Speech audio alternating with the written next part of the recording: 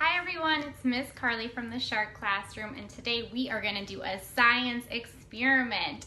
So what you need to do is go around your house and find 5 or more objects that you want to test if they are going to sink in water or if they are going to float in water. And I'm going to do it with you today, and then we are going to graph our results, okay? So I went around and I found a block, a Nerf bullet, a rock from outside, some sunglasses, and a pen, or you can use a pencil. And you can find any objects that you want in your house. That's just what I chose. All right, so I have a bucket of water here, and I'm just gonna put each thing in one at a time and see if it floats, if it stays at the top of the water, or if it sinks and falls underneath the water. And what makes something sink or float is how dense is it? Is it denser than the water? Then it's gonna sink. If it's less dense than the water, it is going to float. All right, so let's see. Let's do my block first. What do you think is gonna happen?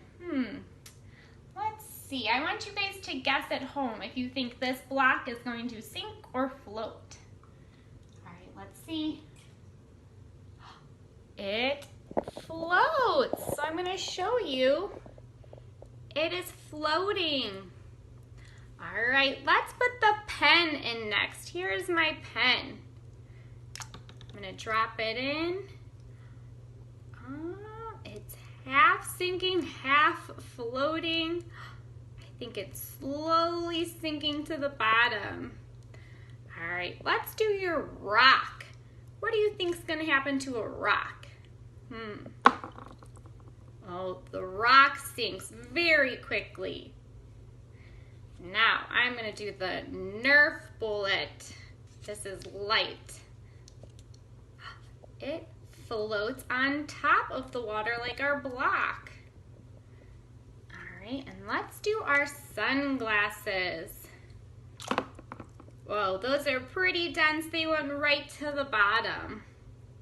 All right, so we have the block that floats, the Nerf bullet floats, the rock that sinks, the pen that sinks, and the sunglasses that sink. All right, so now what we're gonna do is we're gonna make a chart about this, okay? So I already wrote on my big board, sink, going down under the water, and float with an arrow above the water. So all my things that sank, I'm gonna write in blue. Let's see, my pen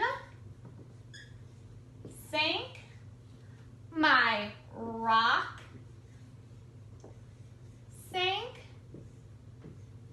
and my sunglasses sank under the water. That means they were all more dense than the water.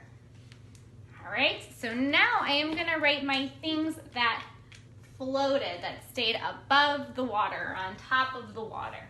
So my block floats, and my Nerf floats.